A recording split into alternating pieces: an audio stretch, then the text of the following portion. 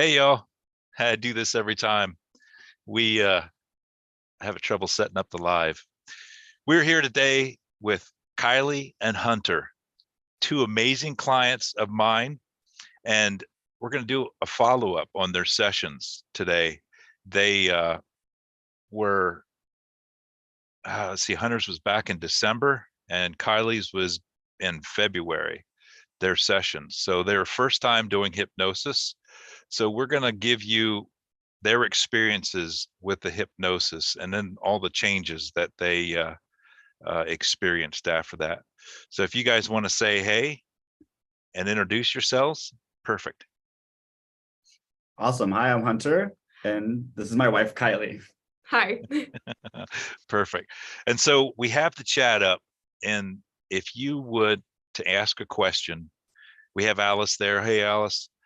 If you want to ask a question of us, make sure you put the question in cap letters. That way we know that there's a question for us, that way we can see it.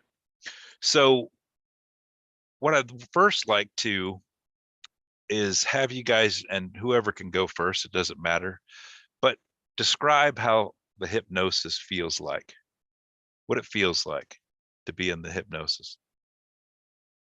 It feels like you're in a very deep state of meditation. It feels you're consciously there, but it's more like your subconscious or your higher self is taking kind of the front seat instead of your usual egos taking the front seat. It's very relaxing. You feel like you could, on one end, and you have full control. You could open your eyes, you could sit up, you could do whatever at any point in time, but on the other end, because as long as you give your mind to it, you're in such like a deep state of relaxation and like your higher self is in control that you're kind of just observing. You're along for the ride. Perfect. Yeah, I mean, that was like actually super similar to like how I felt too. I honestly just thought like I was like about to fall asleep. You kind of feel like you're about to sleep. It just feels like a very deep state of relaxation, and to the point where you kind of feel like it kind of feels like there's a like you're so relaxed that you can't necessarily like sit up right away. Like it would take a lot for you to like be able to sit up. But in that deep relaxation, the other thing that I noticed is when I'm going throughout my day, my visualization isn't really like that vivid. But when I was in that deep state of relaxation, kind of like sometimes when I meditate, my like visualization was like very clear. Like some of the visualizations while I was in that state seemed like very vivid. But Beautiful. Yeah. Like colors, like what you can see, like it's like beyond your wildest imagination. Beautiful. And that takes me to my next topic about it. What are some of the things now, Kylie? That's why I like to put the client video up on the screen so people can actually see what's going on in the body too during the hypnosis. But what are some of the things that you notice, like when we were removing the blockages or entities? I became ridiculously aware of like my body and where the entities were. Like it wasn't a guess, it was like a very clear, like for instance, the first one that you removed was like a serpent around like my right arm, and I could feel the sensation as if like my arm was being strangled by like something coiling around it, and that was very real. Mm-hmm. And I do have their links for the videos of their sessions down in the description of this too, if you'd want to check it out later after this live. But Kylie, with that serpent, she was actually feeling it in her arm. That serpent was squeezing harder, trying to not let go, basically. It felt so tight that I started to like lose feeling in that arm and like where the blood flow was. It's pretty incredible. And Hunter, how about you? What did you notice when we were removing entities or the blockages? You had the we with you. yeah. The we. I think it was it AI? Was it, I forget now. I had several. I mean, I had the AI was on my, all of them kind of felt there was different sensations between them. One of them it felt weird because it felt like a presence behind me. Mhm. That one was a little different because like I've had moments obviously where I've had like that feeling, but that one felt like very, very clear, like when you feel like someone's watching you. But not only that, but that they were like they had their hand on my like shoulder. They were saying things to me like something that like it was, and it was one of those things that you were kind of like, wait, those thoughts are from you? Like I thought I was saying some messed up stuff. Like you've been saying that, like, and then, but the interesting thing is that immediately you take the where it feels like when you're first talking to me, you feels like the spotlight's on you. Suddenly you take that light and in a weird way, you kind of shine it immediately on the entity. Mhm. And then suddenly the entity's in the spotlight. And then you dive deep into them. You begin to just like, and that's kind of like a lot of like, in a weird way, as the conversation would go on, it almost felt like you could through it feel their grip on you, or even feel their anger start to lessen, feel them like they go from just pure rage to suddenly they kind of want to hear you out of it in a sense. And it was weird because I almost felt like an intermediary, and I felt like it was just more of a sense of like yeah, I don't know, it was interesting in that sense that you could feel their presence in different aspects, not only in just kind of almost feeling it physically, or even but even just sense like immediately their presence was like felt or known. Mhm. So being the first time in a session, how how did that feel to you? Because I mean, we didn't even know that these things were attached to us. It was a completely like new experience. It was something that I didn't, it became very real, I guess is one way of putting it. Wow. Yeah, and I mean in a lot of sense it was like, because like when and I guess what it was in a like a different perspective was like you didn't realize like there was all like there was like that was the like you don't realize how much is going on in the spirit realm. Hmm. And that what makes the spirit realm feel really real in the physical realm. Right. And I always say that if I could see out of my two eyes, and I'm sorry that I'm blurry again, guys, my camera's doing some weird things, but I always say that if I could actually see out of my two eyes what I encounter in the sessions, people would look pretty funny walking around, I'm pretty sure. Yeah. Yeah. Cages, stuff like that. And Hunter, I think you had a ball and a chain around your ankle. It was yes, yeah, but it was weird because it was almost more mechanical, more robotic. But Mhm. yes. So it's so crazy. So then once, and I like to talk to the entities, because to me, I mean, we were talking about this beforehand. To me, these are soul rescues, not just for the client, but for all these souls that we're helping to rescue out of darkness, that they've been stuck there, lied to, deceived. Um, it's pretty amazing. So how how did it feel when we removed them off and we brought in the healing? Why don't you go first? It was honestly, it was like a very unexpected weight was lifted, because for me it was like there was like a AI type like entity on my head, there was black tar on my feet, there was the aforementioned like serpent, and then just like one other one. And it was weird because as soon as I got out of the session, I felt so much lighter, like I could go skip around, walk into a grocery store and smile at everyone, whereas like usually I'd be like, I don't want to see anyone, I don't want to talk to anyone, like let me go about my business. So it's very relieving. Awesome. Hunter, you got anything to add on that? Yeah, I mean, from my experience, it was a lot of like it was a lot of a recognition that when you don't realize that when you go to a lowly place, when you go to the idea of when you've gone through trauma, when you've gone through all sorts of what we associate to be low vibrational experiences, we forget that they're not only do we come out of those experiences with physical remnants, scars, things, baggages we carry with us, but we'll walk around with not even emotional, mental, and then what we experience with this is sometimes in the spiritual or astral body has even those types of baggages, entities, things that you're carrying around. And that is what I really experienced through that, was that like, wow, I need to be, there's a lot more to be aware of when it comes to things that attach you to you when you go through certain different experiences. And sometimes they're not even big experiences, like we were talking earlier, subtle things you don't notice, like programming, and how that has an imprint on you for a while.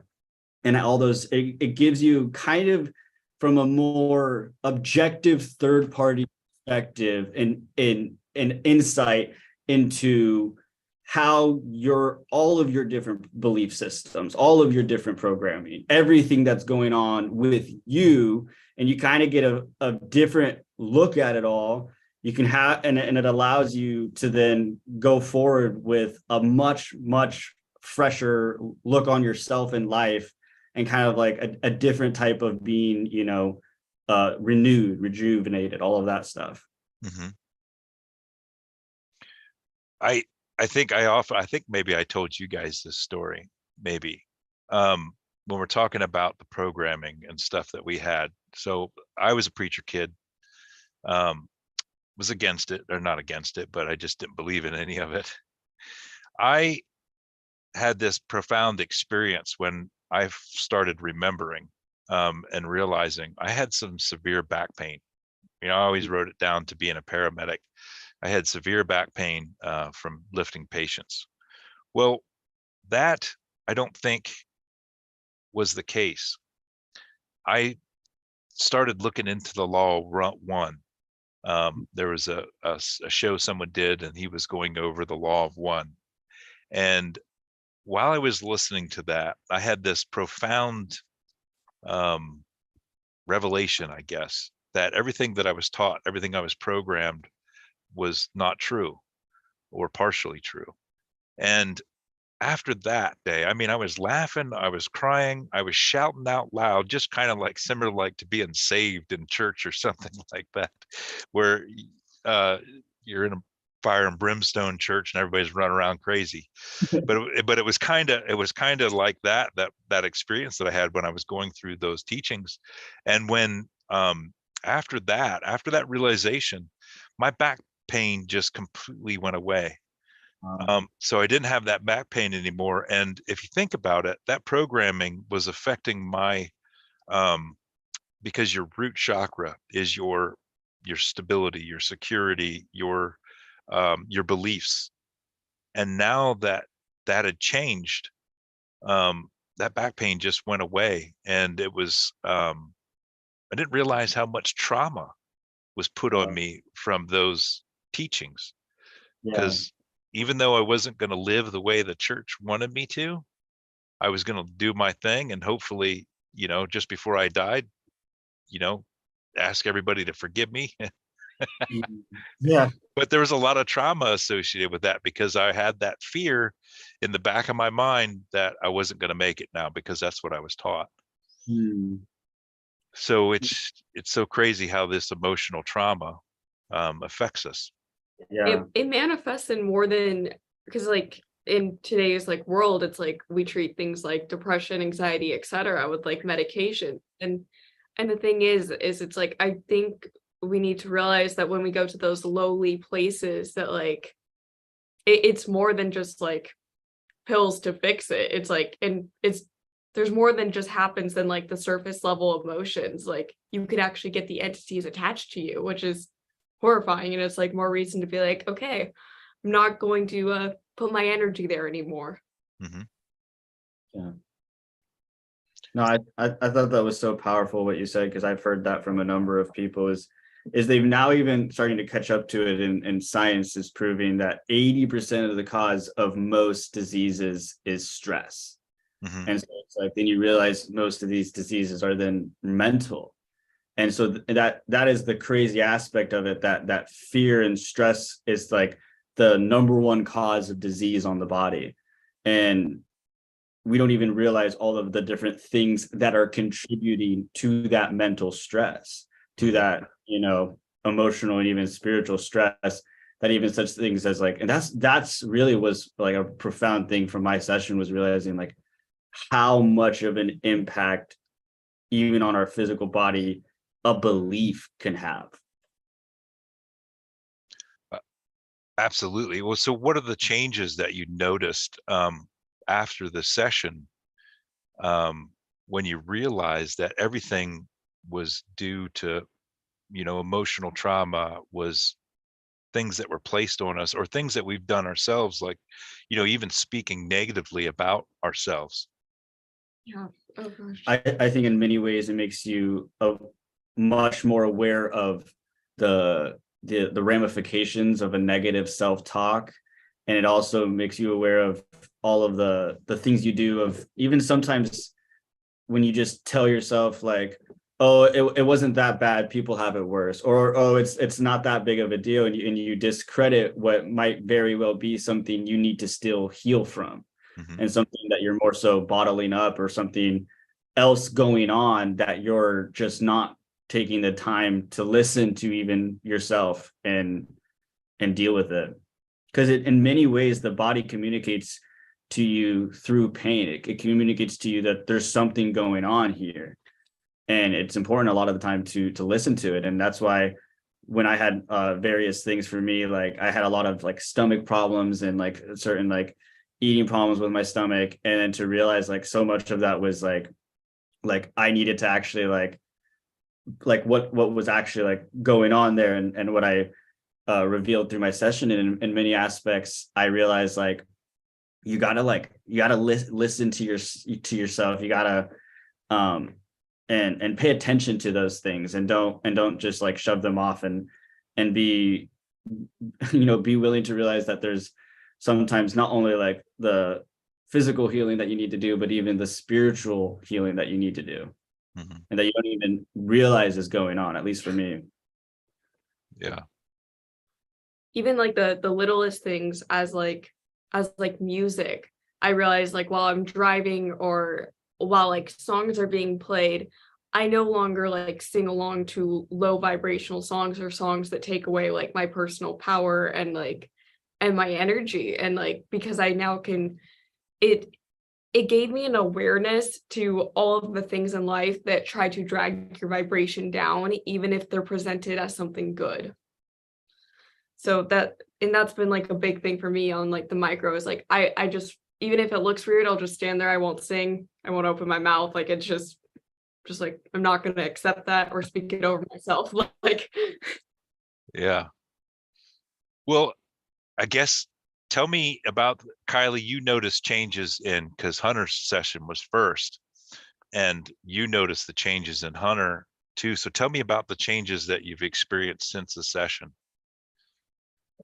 gosh. Okay. So since the session, it's kind of been crazy, because as soon as I got out, I started completely acting, according to Hunter, like a different person in a lot of senses, or like a healthier, happier past version of myself, like all the way down to the littlest things. Like I now actually want to like organize our laundry drawers. Like it's like, it's funny, but it's like when you're in such like a lowly place, like I couldn't even bring myself to do something as like simple as that. Like now I don't have as much of a scarcity mindset. I go around, when I talk to people, I talk to them as though like I'm talking to like myself and not just some like random person. It's like it's been very refreshing in a lot of aspects of life, and like freeing, as like both like myself as like a wife and as a mom. It's been like an amazing experience, because you're just like, okay, everyone out here is just an extension of self, or an extension of source. Like treat them as you should treat yourself, which should be kindly. Yeah. Absolutely. And so what changes did you notice in Hunter then after his session? Oh gosh, after his session, he had so much more energy. Like he approached life with such like a refreshed in such like a refreshing way. Like he suddenly found like 5 more sources of income. He was like making videos every day. He was putting out amazing content, being himself, and the results have been amazing. Like it's been showing. Go ahead, Hunter. What did you experience? Oh, it was wonderful. I mean, in a lot of sense, um it was allowing me to get peace in a lot of questions I was wrestling with. For me, I almost found more. I still have a lot of stuff I'm benefiting from up to this day when I'm contemplating it. That comes more from the being able to talk to the higher self part of my session, because I think there was a lot of things that I just really needed to detach from and let go of that I was wrestling with. That were not even things I needed to hold on to, weren't even necessarily relevant to or even things I needed to carry per se. And that allowed me in a lot of sense to start afresh, to no longer carry that huge weight of like you said, of that question of like, gosh, am I going to the right place type of a thing. And when you can finally kind of put rest to questions like that and no longer carry that around on a daily basis, you do have more energy. You do feel anew because you don't carry that anymore. You don't have that burden. Even when you're not thinking about it, it almost felt like it was still in the back of your mind in a sense. Mm-hmm. So for those reasons, when I was able to, when I had no more problems with certain things that I normally had problems with. I had a lot of pain that I normally have that I haven't had, like various things from like neck pain and like stomach pain that I haven't really had issues with. And beyond that, it was really that like I don't have much of a problem with wrestling with myself, wrestling with beliefs, wrestling with questions. A lot of that has just been put to rest. It's just it's been awesome, to be honest. Freaking phenomenal. I'll ask a question. Have you guys been able to keep the spiritual protection going since the session? Yes, actually, but I make it we make it a priority. Like it's something we do daily, multiple times a day, not a fit number, but every time whether I start to feel a little lonely or I don't, or I'm happy, I'll imagine like a bubble of white light and I'll go, okay, around myself, around Hunter, around our baby, around like everyone and everything that we care about to like put our energy.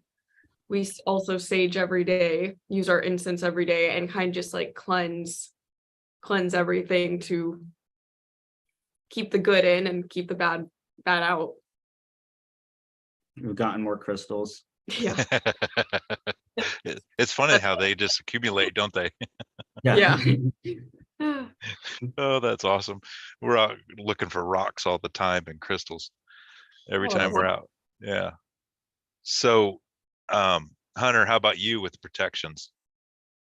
Yeah, very similar stuff. I've been just making sure to just I think the biggest thing is making time to do all those things, whether it's for me, because like I do like meditating, but I also find meditation and different stuff like working out and just other stuff that I make sure to do to keep my high vibration. It comes in forms of what I'm eating. It comes in forms of anything from like all of that. So just keeping because even just making sure to laugh more helps to keep your vibration higher. And so just all those various things where we don't let those go to the wayside anymore. We've much more made that a priority in our lives. We're intentional. Yeah, very, very intentional about it now.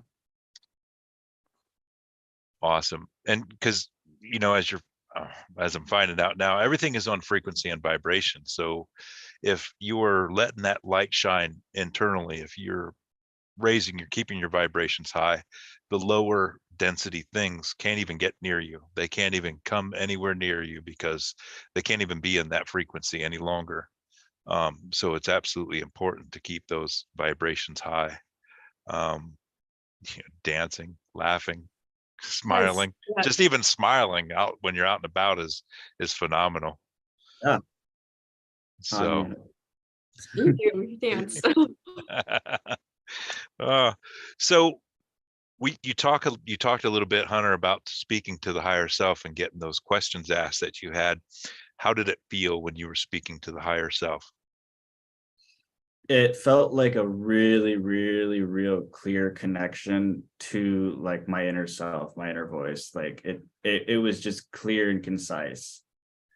And also in a weird sense, it's like, gosh, so you've been talking to me this whole time and I've been kind of ignoring you. And it's kind of like, yeah, dummy. And you're like, my bad. Like Mhm. I'll it's kind of like I'm gonna pay a lot more attention when I hear you now. and and it was and in another sense, you kind of feel like, oh, I was right about this. Like you've been trying to illustrate me this. I just needed the confidence to trust that was you, that this voice was real. It wasn't me just, because I think that is sometimes a lot of what I got from it was a confidence that I am when I'm meditating or different things. I like that, those different messages, those things, those synchronicities, those signs, those whatever, like, no, yeah, that was real. Like you're not making it up. Cause I think I had a lot of that making it up, healing. And that's what I got as I was like, okay, yeah, I can have a little more confidence with this now. I can, walk about it with much more, just confidence with it. Beautiful. And I think we kind of brushed over that though too. What happens in the hypnosis too is your conscious mind is constantly in the background, basically fighting with you, saying, no, you're just making it up. Yeah. And you guys are a lot more blessed than I am, per se, because you're a lot younger than I am. So, and even with my kids, I kind of cut them off from programming how I was taught. So you guys are way more connected than we are even. But we still, I have, kind of cut them off when they're talking about something they saw or something they heard. And Mhm. we'd go, no, that was your imagination. And Mm. but like you said with the higher self, no, it's not your imagination. You actually heard that. You heard that stuff. And these sessions kind of help you to reestablish that connection, to know how it feels like again, because we have been so cut off, and just get those affirmations that it is your higher self, speaking. So I think the big like thing that I learned from it is if you like there's a reason you can like quote unquote imagine it. It's because it's either a part of you now, it's going to be a part of you in the future, or it was a part of you in the past. And like for instance, it's like I used to be like, gosh, I'm imagining like this beautiful cottage, this beautiful life where like we're successful, content creation, et cetera, et cetera. But I wouldn't be able to, and I used to think that's just wishful thinking, but now I know that visualization and with how clear it is, I know that that's something that's certain. That's something that my higher self is like, hey, I'm giving you this vision for a reason, mhm. not just to make you like feel good about a thought for a second. Like that's actually a reality. You're just not in vibration with it yet. Yeah. Well, explain that, Kylie, because in your session, what you were talking about with the cottage, what you saw in your past, it was a future life, that scene that you saw. So explain that a little bit of what you saw so people have an idea. Yeah. So at first I woke up in this beautiful, like grassy floral field, and there was like a waterfall nearby, and it seemed like I want to say like a European country, probably like a Switzerland or an Iceland is kind of what it reminded me of. And there was this beautiful cottage, and when I walked inside, there was like fresh jars of like produce, like we were growing our own food, living a very like sustainable lifestyle. Our daughter was probably around like 5, so that's like 4 years from now. It was a very like, and it was very surreal. Like it felt like a true experience, and I saw it all in detail. I mean, you talked to me in it. Ava talked to me. It was like, yeah. No, and like now I know for certain that that's like reality. That's not just like a dream. Mm-hmm. I would be able to dream it if it wasn't already a reality in some sense. Right. And I always tell people this, that I feel like our dreams are imaginations. That inner voice is our true self. It's not an imagination. It is memories, because everything's happening in the now moment. It's memories of everything. Yeah. It's just memories. Just like most of the movies and stories and stuff we have, they're memories. Someone remembers something that happened. Yeah. So, Hunter, how about you? Did we already talked about that. You already talked about how the higher self, how it felt to speak with the higher self. In your session, Hunter, you had a past life where it was a classroom where you found out the programming started. Mm. You want to talk a little bit about that when we're talking Yeah. about and how that felt? Yeah, that experience was essentially, I kind of just popped up and I was sitting at a desk and there was a teacher, but the interesting thing was there was no other students in any of the other chairs, and it was just the teacher kind of lecturing me. It was kind of like a stay after class thing while everybody else was outside playing at recess.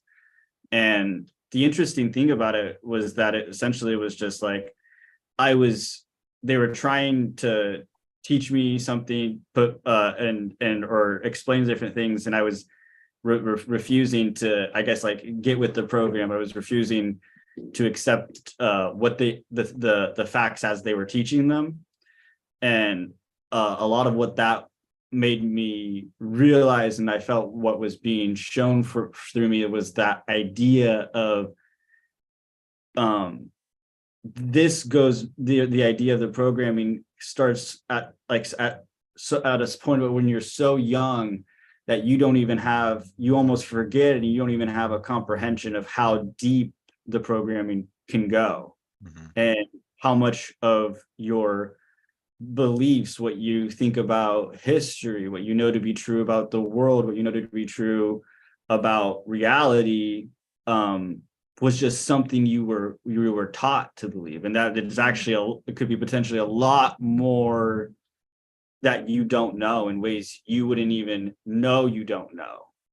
And that's what made me realize, like, oh wow, okay, because I'm somebody who's into everything of researching everything from the metaphysical to history to the sciences we haven't been taught, the maths we haven't been taught, every study that we take and I like, because I like to I give everything a chance. And so that's where I was kind of realizing, like, okay, so don't stop diving into all of that. Don't stop being curious about what is it out there that is the forbidden knowledge. What is it out there that is, something, what all do we not know? And that's kind of been what, I got from that is there's a lot more to the idea of beginning to reprogram yourself and undoing programs than you at all even realize, for the most part, at least for me.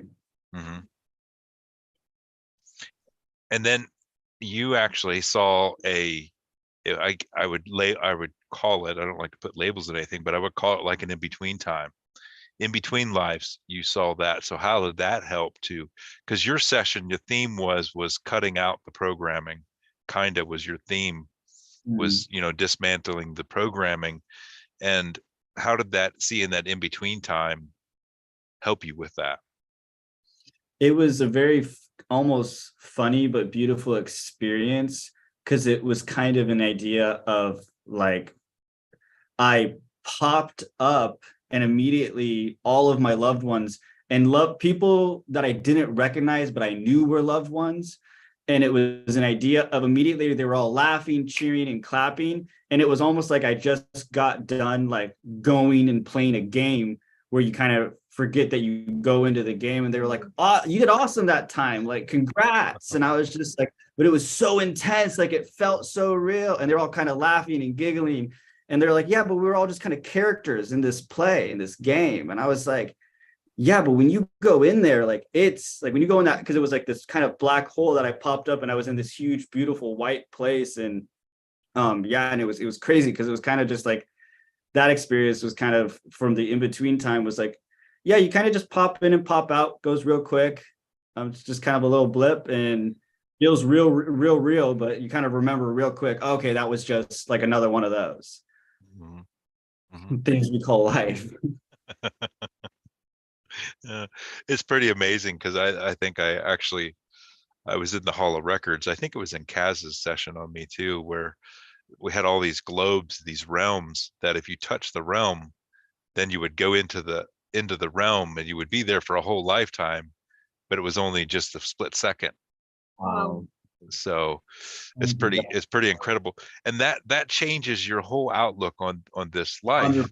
100%. I mean, you're not fearful. I'm not fearful of death anymore. I really don't care. A lot less seriously. Yeah. And you just kind of you're not fearful of death, and when it does come, it's just we're moving on to another adventure. We're gonna go do something else. It's gonna be great. So I like the idea of, death is just that thing in between life. yeah, absolutely. Yeah. Go ahead, Kylie. What do you want to interject on that? Oh gosh, no. Well, so Kylie, we talked in your past life. You were this healing witch. That was actually it was dark where you were at. You were hiding in your house or something like that. But I asked you to produce light, and you actually shot light out of your hands to illuminate the room. It was kind of cool.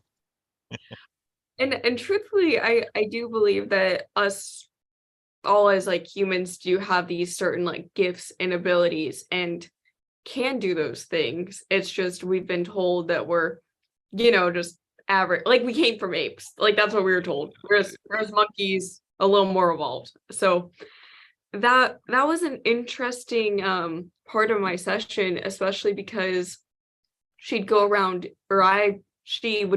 healing people, and she had these like potions on her, but these potions weren't actual potions. They were just all the healing came from her and spirituality and accessing the spirit realm and like calling upon the angels, but people wouldn't believe that. So she had to give them like a medicine for them to believe that they were healed by something. Mm-hmm. So You were using thought, because it was thought that created the light from your hands to illuminate the room, and it was your thought and intentions that were healing people, but you carried those potions in your waist because they were just placebos. They people wouldn't believe it. It would be kind of funny. Your thoughts. Yeah. So it was really incredible. And then well, if you want to, we'll go into this. I mean, it's on YouTube. You actually saw the past scene where you're in the operating room. Yes. Because of that trauma, that emotional trauma that happened during that time you had to heal from. Yes. Yeah. That was an and that was one of those things that how I knew that was the defining moment where I knew that my conscious self wasn't in the driver's seat, because in the background that entire time I was like, don't show me this. I was like, play something else. And I couldn't, quote unquote, imagine any other scene. And I was like, oh, I don't want to admit to like what I'm seeing. Like can't just be like butterflies and rainbows. Like, I don't want to see like me being like cut into. But yeah, no, I saw my C-section, which was like almost like a year ago, like in a few days. Yeah, in like 12 days, it'll be like a year. So, and I really, really needed to heal from that, because I think I got a lot attached to me, negative like entity wise during that time, because that was very out of my control, not at all what I wanted. It was, yeah. And that was just interesting to see it like objectively from like a third. It's kind of just like I was floating above, no emotion on it. It was interesting. And it was kind of like you had an emotional trauma that needed to be seen because you were unconscious at the time, but Yes. you needed to see that scene to heal from that trauma that occurred. Yeah. So, and how do you feel after seeing that experience? I guess that's the thing, is how do you feel after seeing these experiences when you heal from those traumas that you needed to see? I don't like, at the end of the day, I still think it was like wrong, but I don't like feel any personal guilt about it anymore. And I'm not letting that like trauma dictate my life or like my further actions anymore. Because that's what I was doing, is like, it'd kind of just be like a constant like reminder, and like I'd like troll it over myself. And I haven't done that since my session, which I think was only like what, a month ago, a little over a month. It was February 2nd. At 2 o'clock. Yeah, at 2 o'clock. It was really synchronicity, or it was for sure. It was perfect. So let's talk about, because we talked about the scenes that you guys saw.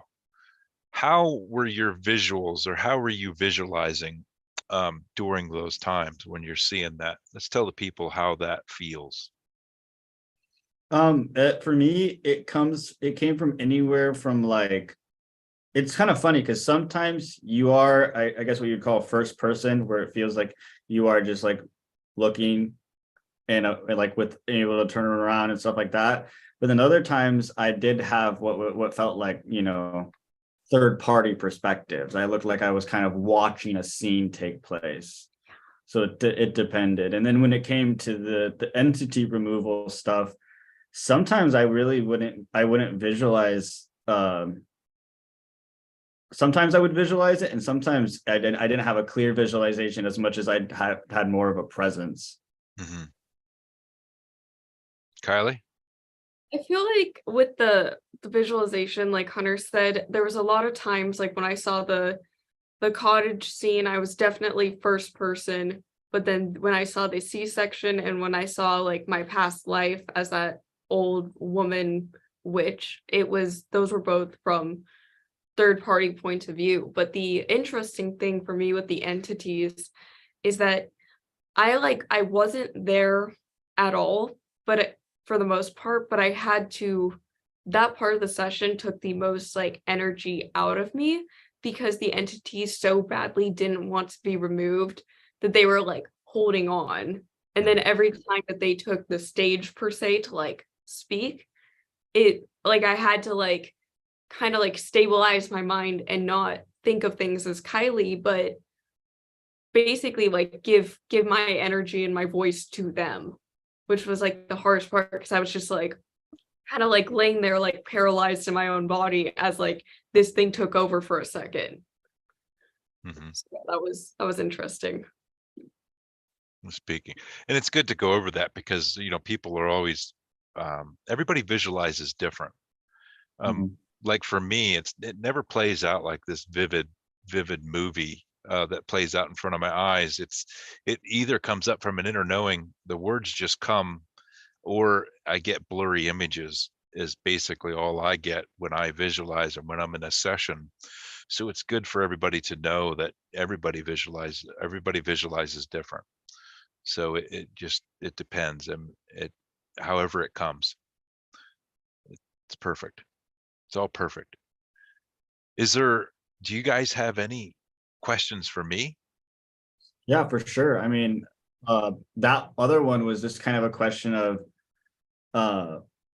that I asked earlier of what has been some things you started to notice as a practitioner throughout these different like rescues. What is maybe some lessons or patterns or things that have come up?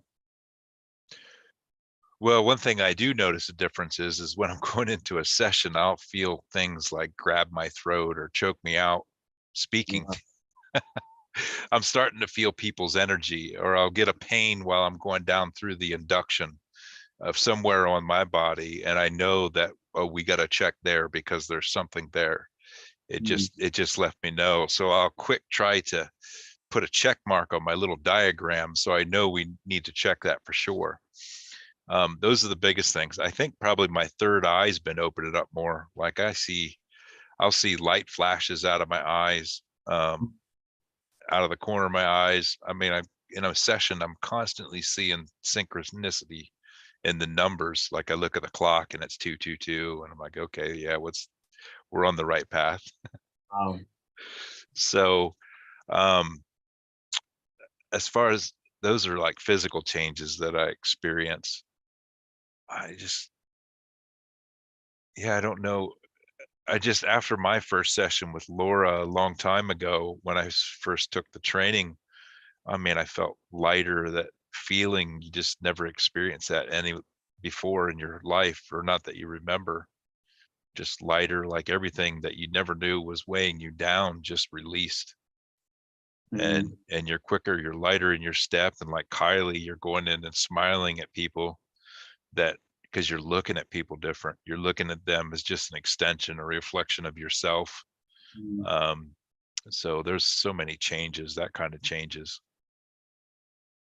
That's awesome. So yeah.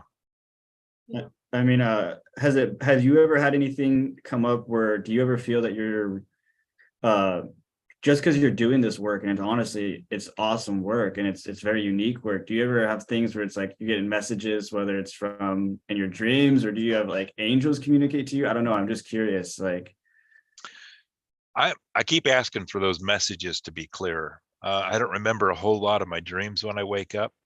Like I even tried to journal, because by the time I wake up to write it down, it's gone. It's not there. But one thing that I do notice is when a message is coming through, and I think we adjusted the frequency of my ears. My ears ring constantly all the time. It's constant buzzing, but I've noticed that it sometimes goes like an angelic tone, or the tone in my ear will go dead silent. And then I'll look around and go, okay, so what's the message? What do you need me to see? Because it's kind of a clue that I need to recognize something. I need to take notice to something, because the ears will just go dead silent. that's amazing. So, but I want to start seeing more stuff, and it's slowly getting there, but I guess I'm impatient. I want it now. Yeah. And No, and during the sessions, I can see it in my third eye. I can see what we're dealing with in the third eye, as we're working on it. A lot of times, even if I do see it in the third eye, I don't bring it up, because I think it's more profound when the client sees it. When they see it, they can remove it, they can heal from it, because they're seeing it. But I just take notice of it, and we'll try to get them to focus in that area. So if I was getting choked up in a session going into it, we're going to make sure that we look at the throat, because whatever it is there was choking me out. So I don't think you guys had any of those entities that were. I don't think I had that where I got choked out.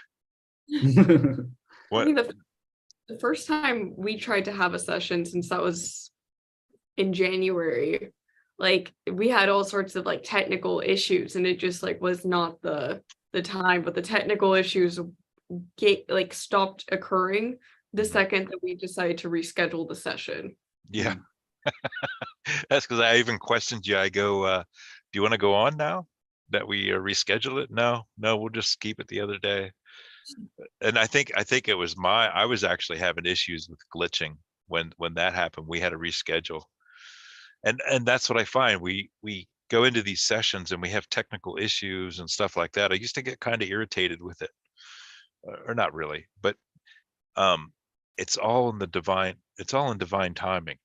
It just wasn't the right day. And your clients are kind of upset sometimes when it doesn't work, but it just wasn't the right day. And then when we actually do have it, it's a phenomenal session. Yeah. So yeah.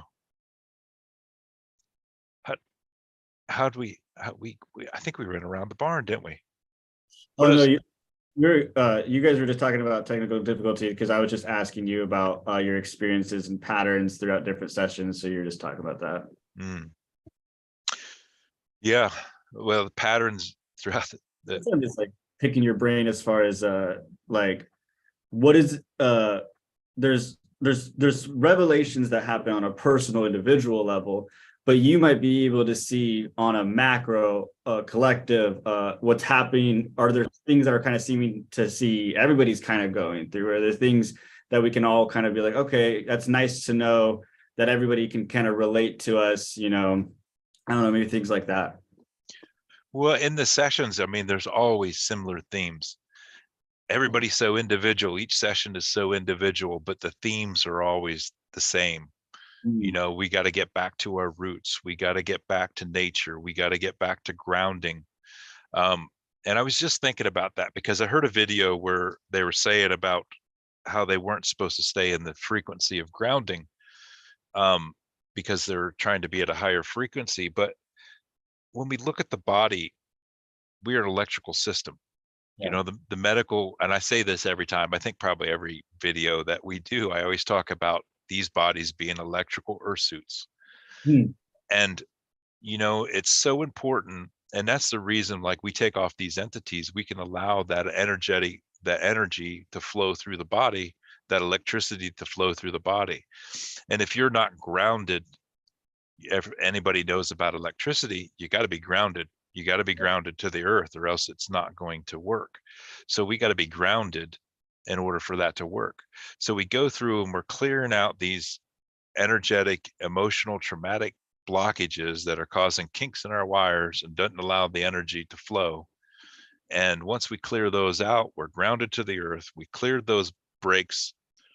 We're connected to source so that energy can flow. The body can get back into balance. It can heal.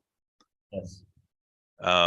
So the messages are all similar. The same thing, you know, kind of happens in each session is getting back to the roots, getting back to grounding, you know, be positive, talking good about yourself, reversing and reframing those negative thoughts because our thoughts are powerful. We can manifest anything into reality. When you're having the sessions, like, I know you ask, like, sometimes the entities, like, which planet are you from, which solar system, where did you come from? And with all the sessions that you've done, have you ever had any where they overlap, where people will say, like, this entity came from this universe, and you're like, wait, someone else in, like, a different session said, like, the same exact, like, thing? Have you had that happen? Yeah, quite a few times there's overlaps. I've had a few where they've said where they came from. Like I forget, it's been a long time now. It was some kind of beast or something that came from another universe. It was a soul. They weren't a human. They didn't have a human body. They told me that. They said, because I always asked, have you ever had a human body? And they said, no, I haven't had a human body, but I had another body. And somehow it got trapped through a portal into this realm and attached to the person. Oh, wow. Wow. So it's kind of crazy. I like to ask a lot of questions of the entities and the lost souls that are there because we want to find out where they came from, what's going on, how'd they get here, what issues they're causing. And so, you know, it's hard for me to recall all the sessions, but there's a lot that comes from different universes. Most of them that are coming from a different universe are the AI stuff that we take off of people. And I think one of you guys actually had it was you, Kylie, had the AI in your head. Yeah. Right. I think Hunter did as well. Yeah. Yeah, you had the AI in somewhere. I forget where that was, but yeah. Angle. AI is the most the one we get the most that's not from this universe. It doesn't belong here. It was brought in, it was left in. So what do all you guys do to keep track of this information? Because I know you guys talk, but like this, I mean, how do you guys wrap your minds around this? I guess I just let whatever happens, and every day is a new day. I don't even know if you could even keep track of it. That's fun. I'm just curious. I want to. Yeah. I would like to. I don't take very good notes because it's hard for me. I'm a dude. It's hard for me to pay attention to. I can only pay attention to one thing. So if I'm writing notes down and trying to keep track and trying to figure out where we're taking this session to the next step, it would be hard. But it would be awesome if someone would be able to go through all of our videos and try And to like, I know, I was like, that would be so fun for us. log everything that we've come across. It'd be Like, pretty crazy. But for entities and spirituality. Well, and that would just be interesting because, you know, other people who do similar work, it's interesting when people take the time to put together all of that information in book-like forms, or be able to start trying to tie all this together and see where it all overlaps, and how you can use it to cross-reference and various things like that. Because I just find it so interesting. I wonder like because like I wonder truly is how you guys can even digest all of this. I mean, my brain starts to just you go from different like dimensions to then different the universes to then now we're talking about different types of life forms, and I'm just like, and I go like, oh my goodness, how are you able to wrap your mind around it just enough to be able to help the client, or to be able to give insight, to be able to even speak on the matter? Yeah. Well, I think it goes back to the messages are always usually similar, I guess. And I think my training as a medic and being a police officer and stuff like that, I think that was all training to get me to this now moment to be able to do that, because I was good at asking questions. We always had a saying as a medic, you know, you ask enough questions, you're going to have the patient diagnose themselves. So you keep asking the questions until we get the answers that we need. So. And that's so true. I mean, even because I very much studied Socrates in college, and he invented the Socratic form of teaching, which is questioning. And in the ancient Greeks, they believed that teaching wasn't what we assume it of inputting or gathering data, but they viewed knowledge as a retrieval, that you were going within and retrieving something in which you already knew. And so by asking questions, you're just simply retrieving that information. And I've just seen you're so good at that. You're so good at asking the right questions, because the minute it's I guess what I'm trying to say is like you put together a scene or a moment where suddenly this person's saying, I'm this entity, I'm from this universe, and this is what's going on. And you don't even skip a beat, Tony. You're already asking questions that help clarify. Like, and that's what I'm saying. You're very talented at that. And I don't know if you've ever been told that or given credit to your ability to immediately be able to ask meaningful questions in a moment that would seem so crazy to most.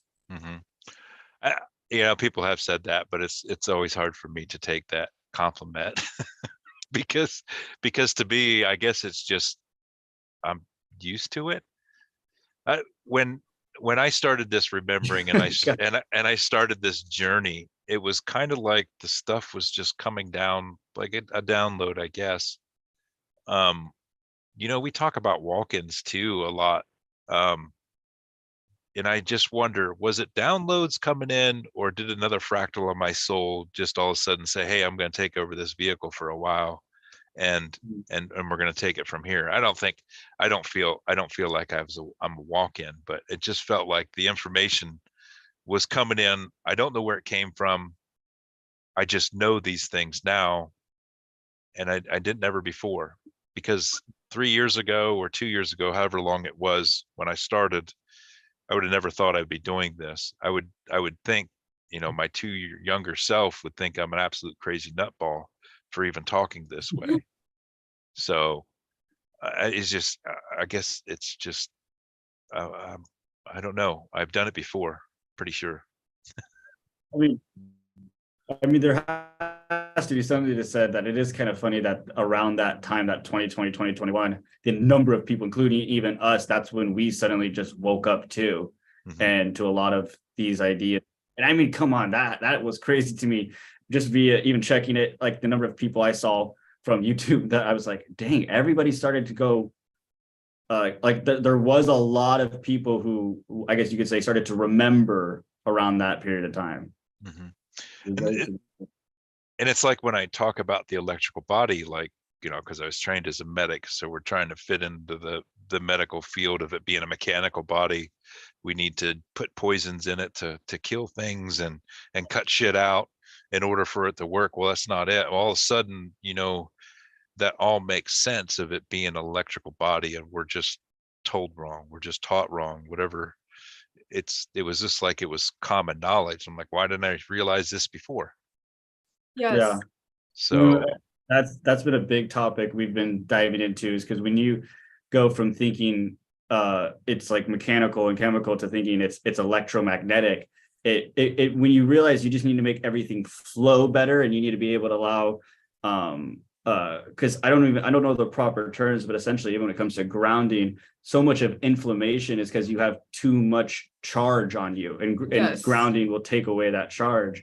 Mhm. And yeah, I mean, we've delved into that on various topics, and we've even found a lot of interesting stuff that has to do with just even the way we're viewing nutrition from a standpoint of the idea that like what foods actually provide us like nutrition, and what foods actually provide us yeah, I don't know, because it was just like one of those things that we discovered stuff like, I don't know if you know, like sea moss. yeah. It's like various things that just provided us a lot of Yeah. benefits to our health and stuff like that. Yeah, like just everything that like they would tell you, don't eat that, don't do that. That's like weird. Like you need something that's like a chemical powder to take away your ailments, et cetera, et cetera. It's like even just like for us, like putting like cayenne powder, pepper, and like sea moss in our water, like, and then doing our grounding, looking at the sun, et cetera, helps take away so much inflammation, puffiness, like ailments in the body. Or that's like, because we're electrical, it's why like different mudras, and it's why those things actually work, because you're Yes. literally allowing the energy to circle and trap into your hand, and the bad energy to leave your hand. And when you actually learn that, because you're electrical, it's like you're like, oh, those have significance. And that's why, as we begin to like study into this, I've just completely relooked, because it makes sense now why they're like your brain, your heart, and your brain, they're electric. I mean, it's the same reason, you know, why you zap people when you're trying to bring them back. Yeah. And it was funny when I realized that, because I was like, okay, so that, and then I discovered even further that even our heart, they've discovered, has neurons in it. So our heart even does some thinking and feeling and elements of that. And that's where I discovered, like, that's why when you can actually realize your body is like a giant tuning fork. Yes.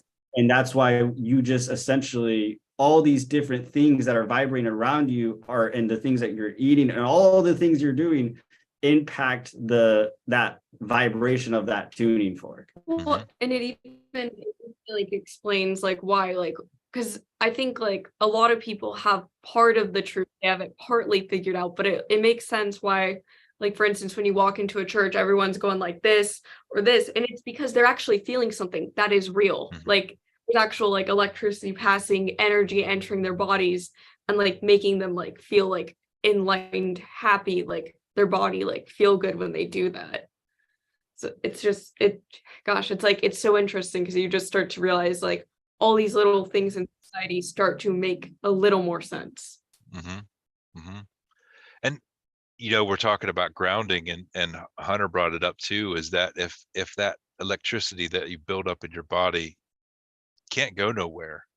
I mean, it's just like an electrical system. It causes a problem, shorts out circuits. If you're not grounded, it's got to go somewhere. We're big antennas, and Rebecca said it too, about, you know, if you clear out the interference and the subconscious programming, you can tune into higher knowledge. It's like a radio. The clearer and better signal you get, the more you do, the more clearer you get, the more cleansing you do, the cleaner food you put in your body, grounding.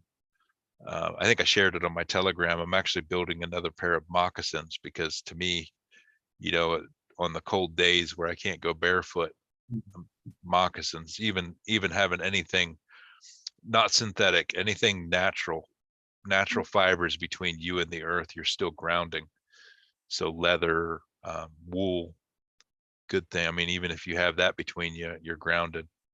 Good thing to remember. So that's what made me excited when I learned about what you're just briefly talking there, that the idea that certain levels of consciousness and thus certain ideas, thoughts, just flat out levels of consciousness exist at higher realms. And if you want to get to and that's exciting, because then you realize like you're saying, that's how you can tap into just an inner knowing. And then suddenly you have, by just simply raising your vibration, you can get access to greater information. You can get access to a greater sense of self. You can get access, and that's how powerful this is. Because the more you do make that connection between you and your higher self, so to speak, it seems the more you are able to make your thoughts better become your reality. Mm-hmm. And, reframing those, any negative thoughts, reframing them. Freaking great. So I think I asked my questions. I was more so just like thinking about how like even like with the just like since the session, like everything kind of just shifted a little like more into place, and you become more aware of, it's like awareness is both like a blessing and a curse, but like you become more aware of like your body's ailments, why it's ailing. You become more aware of like the spiritual things that may be trying to attack you, help you, etc. And just like even as we're going throughout like our daily lives, like even 2 days ago probably, we walked into a coffee shop, and on one end the entire time we were kind of just like, okay, everyone's in here is talking about something negative. Like the entire like vibration of the place was just like ick. Like you walked in and you felt it. But then after we left, after a few hours, Hunter made the excellent point of like, but those are all just like extensions of ourselves, and we should like still be treating them as like talking to them as if we're talking to a mirror of us. And it's like a part of it is our responsibility that they're down here. Like we can help raise it, or if not, just treat it with a little more respect. Like, well, I think essentially what I was saying is you sometimes it's like you have to even detach from the idea of being like, I'm more aware, I'm becoming more conscious, or I'm becoming more positive, because even that, it's like, remember though, they're still just reflections and extensions of you. So even it's the idea of judging your right hand. Yes. Like you're still judging yourself, like you're still messing up, you're watching yourself mess up. And and that goes back to just a smile in a place, just bringing your energy into the place. You don't even have to do anything. You can just be you, shining that light, making that smile, and our heart magnetism, that field, in a normal person, unaware, non-remembering person, that magnetic field of your heart is 6 foot. That's what the range is of that magnet. That was the reason for the 6 foot rule. So you couldn't get into that healing space to somebody else. But for somebody that's awake and aware, and whatever you want to term it, that field can go out, past that 6 foot, out to 12 feet. So the more that you raise your frequency, it's going to reach more people, because your field is going out there a lot further than you even realize. So it's all in the matter of frequency and vibration, just like Tesla said, it's the secrets of the universe. Well, and also you have to also keep in mind, like there's so many parts to it, but you also need to like realize that we are here for the human experience. And for that particular person, if it's a younger soul, an older soul, like, but this could be their like a big like learning curve year for them, like, or I guess for us. It's a very it's interesting because like it's just like source sending us all out to experience things differently, to experience itself. So in a way, it's like even like the worst of like criminals is like here and did what they did for a reason. Mhm. Yeah. When I've started to even think of it in terms of, and it's kind of more, I don't know, I've started to think of it in terms of, okay, so if I chose to then come down here and be Hunter and have these and to have these parents and all these different things I chose, I'm starting to think more towards like, okay, well, what was he trying to get out of, like, what was I trying to get out of this? I'm trying to remember and ask myself those questions like, okay, so I have all of these different circumstances, but clearly I'm here to learn some stuff, experience some stuff. And I technically, if I'm going to agree to that, then I chose a lot You of agree this. to everything. So then instead of fighting it, let's start to try to flow with it a little more and maybe start to see why I might have found this beneficial. Mhm. And how this could help with the growth of my soul.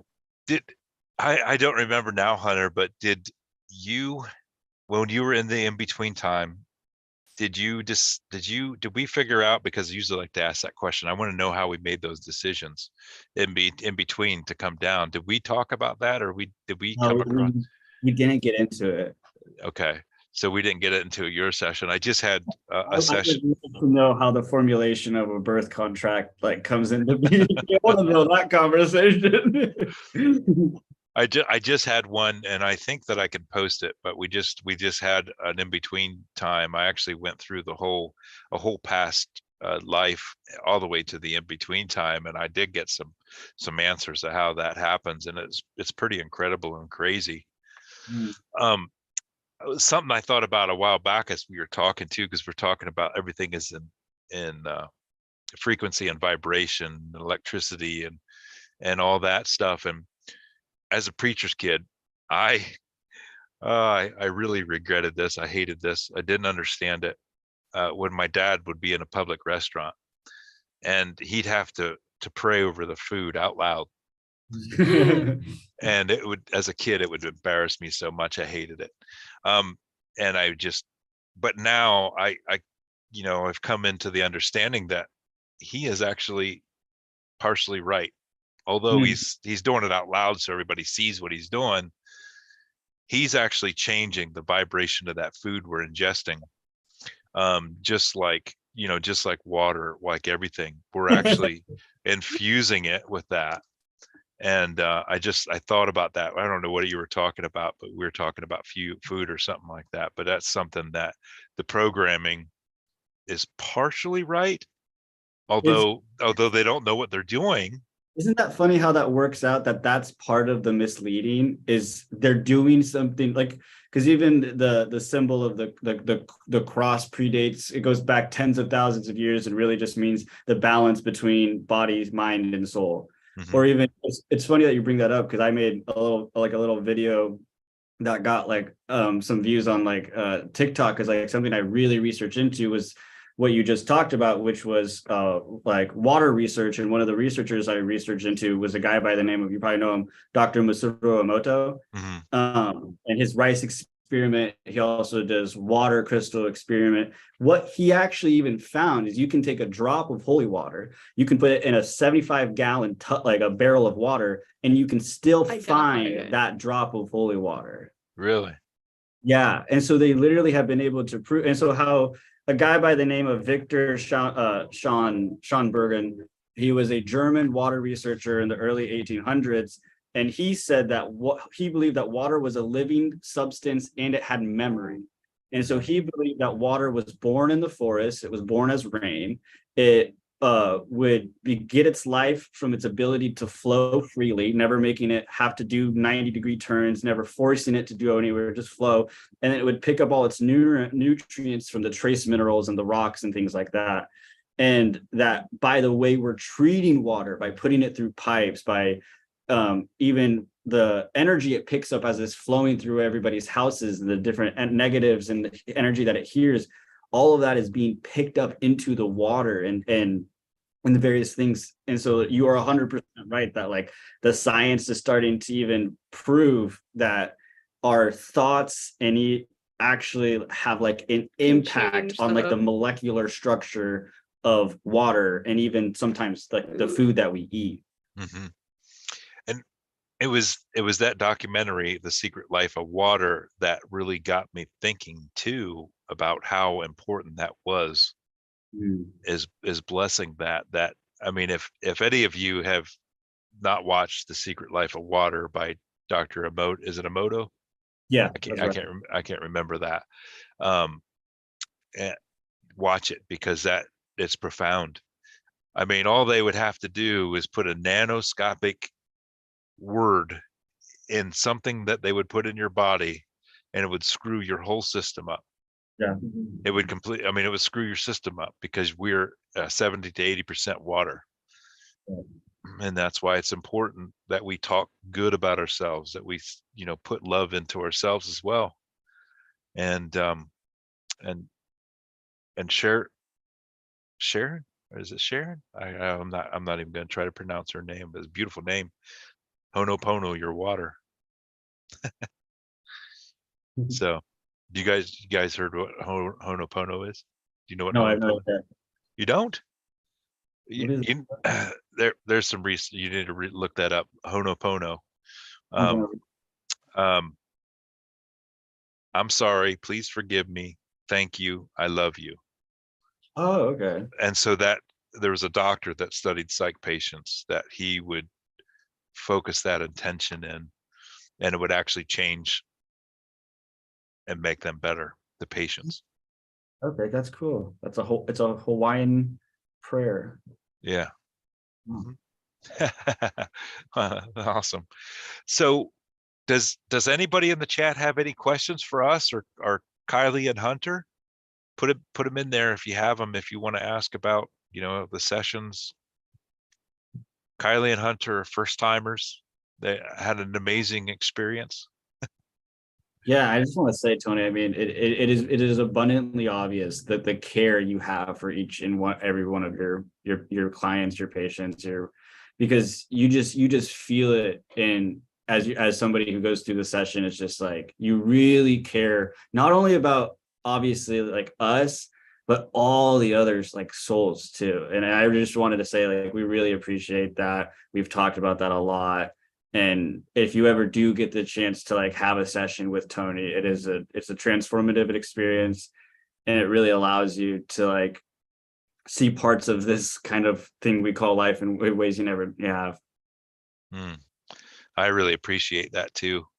And and I do, and all the other practitioners too, my lovely sisters Kaz and Heather, they're amazing. Every one of them are great. And these sessions to me are like a springboard.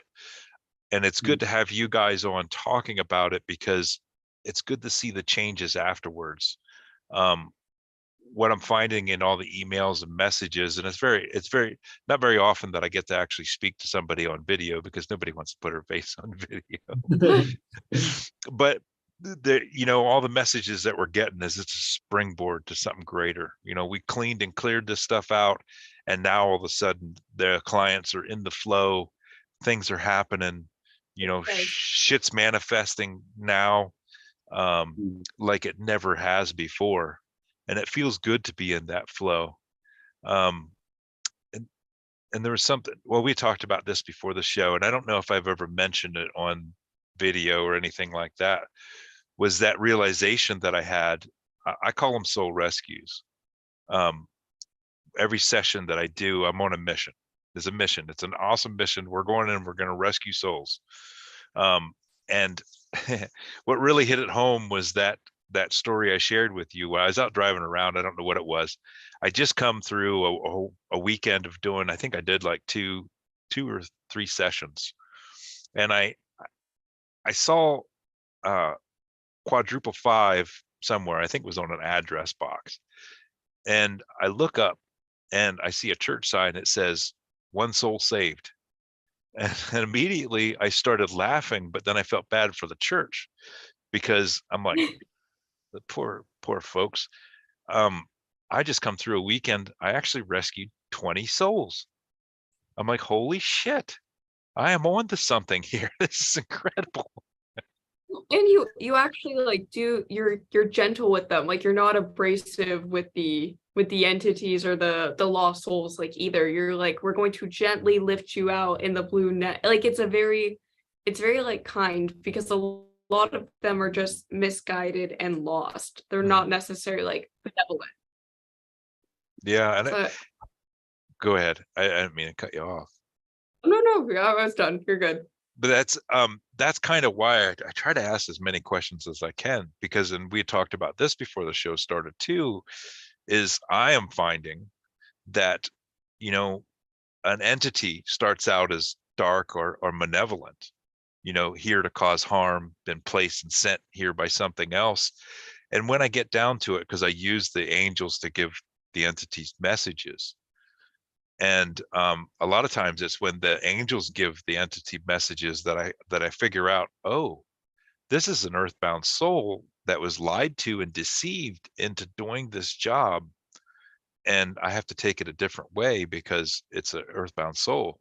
So there's a story. They died, and you know, because they were in a low vibration when they died, there was something dark or malevolent waiting for them when they did, because they didn't see the light of source where they were supposed to go back to, because they didn't think it was for them. They didn't think they were worthy. They thought they did too much during their lifetime, and they didn't see it for some reason. But there's something dark there waiting for them that cons them into, or deceives them and lies to them into doing ill will to somebody to cause and keep their vibration low and keep their light down. And it's really interesting when I find those, because I mean, I really feel bad for them. You know, if we all had probably bad lifetimes, or we've all done dark things throughout the many lifetimes that we've had, I would want some practitioner's voice to come through that darkness if I was in that spot to rescue me. And I think it would be, I mean, amazing. Yeah. So I think about that all the time, as if I was ever in that dark place that I couldn't see the light of day, I'd want somebody coming through in the shadows and saying, hey, let me help you. I got you wrapped in this net of light. We're going to gently lift you out. We're going to send you home. You've forgotten it. You've been lost. Wow. So That is so powerful. kind of gets me fired up a little bit. How could it not? I always said I wasn't going to be a preacher like my dad, but look what I'm doing. I'm a demon slayer, so, or a demon alchemizer. I'm a demon alchemizer. We change them. I love that. So anybody else have any questions or anything? I felt like I just went on a rant there and went completely off crazy. That was amazing. See, I'd like to know what they're do with next with the transformation in their life. I like to know what they're going to do next with this transformation in their life. Oh, okay, there you go. Yeah, I mean, now it's like, for me, I'll just talk for me personally first, because like I know there's stuff that applies for like us, and there's stuff that applies to us individually. Like I think for me individually, it's a lot of like, I've had so to speak, the messages that I've been like wondering if this is what I've been should be doing, should I be working towards, how I should be, what I should be, you know, where I should be putting my focus. I have a lot more like clarity on. And so I'm like, I've been taking it and now working on different things that I'm excited to be working on. And more or less like we're setting just very like strong intentions on making sure we're taking notice of everything that impacts like how we're vibrating.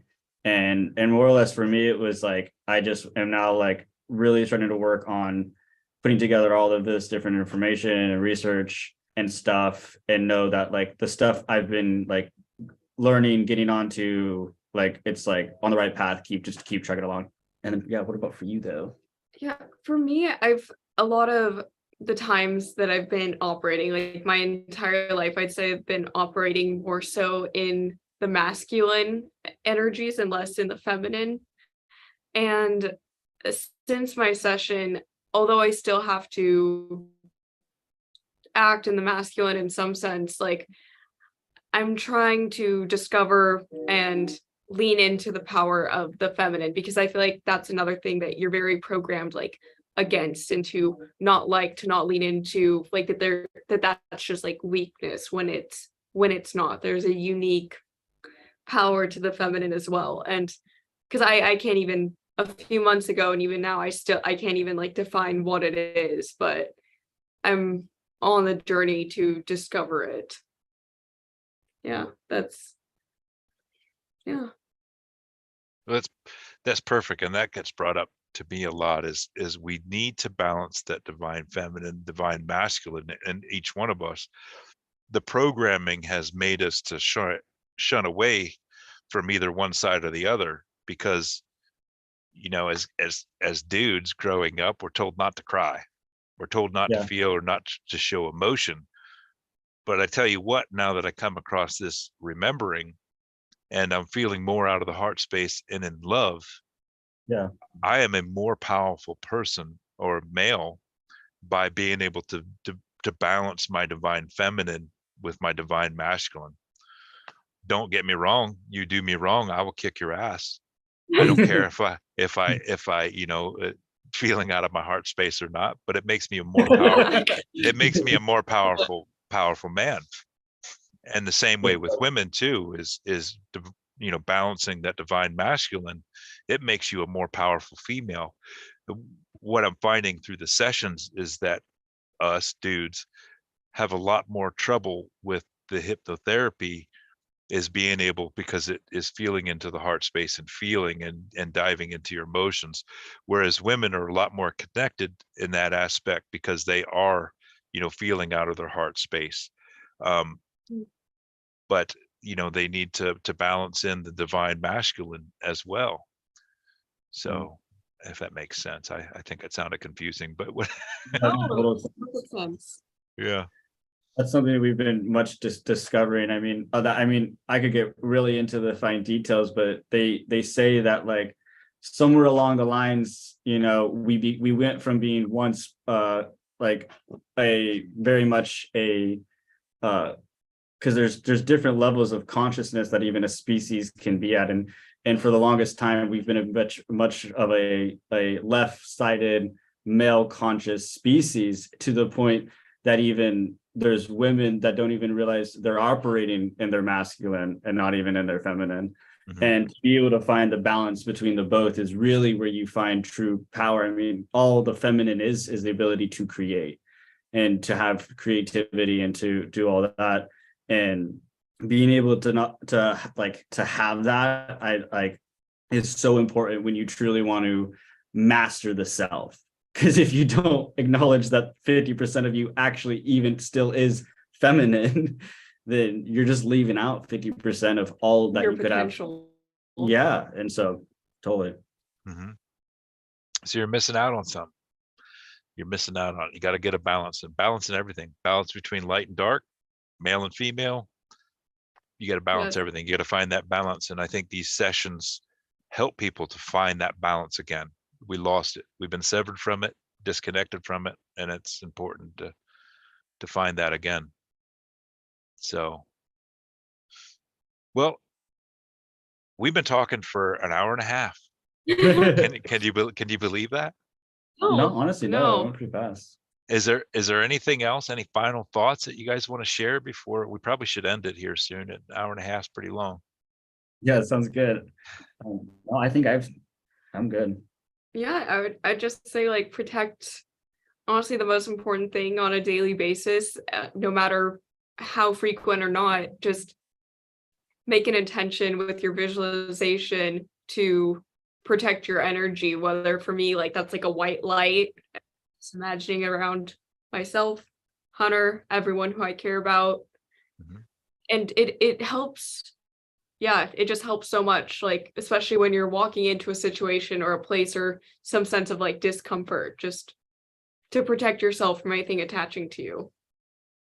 Yeah, that's absolutely. Yeah. So get clean and clear, Learn how to put your protections up wherever you go.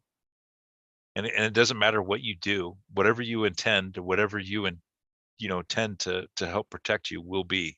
And so it is. So, like me, where I kind of look like a Viking warrior, I'm thinking of putting my armor on and carrying my shield and sword and surrounded by layers and bubbles of protections. And I do that before and after each session is put on those protections. But your biggest protection is carrying that internal light bright that nothing can even get touch you, can't even get close to you. So Awesome. perfect. So we'll end it there. That's a perfect place to stop. Love you guys. Thank you all for being in the chat. And Hunter and Kylie, we need to do this again. And Yes. we'll end this chat. We'll talk after. But I have all the links for everybody. I have Kylie, I don't think you have a YouTube. It's just Hunter's, right? I have Yeah, your. actually, Do you have one as mine's- well? yeah, I think I'm in the chat, but it's just Kylie Telemontes. Well, So- I guess, do you want, I can put that in the description if you want people pointed to your channel as well or not. I don't know. But I have all the links in the description, so you guys Yeah, can find that'd be them. wonderful. So, and if you haven't seen Kylie and Hunter's videos, I have the link to their sessions in the chat or in the description as well too, if you want to check their sessions out. So, oh, you froze there for a bit. Okay, so let's end it all.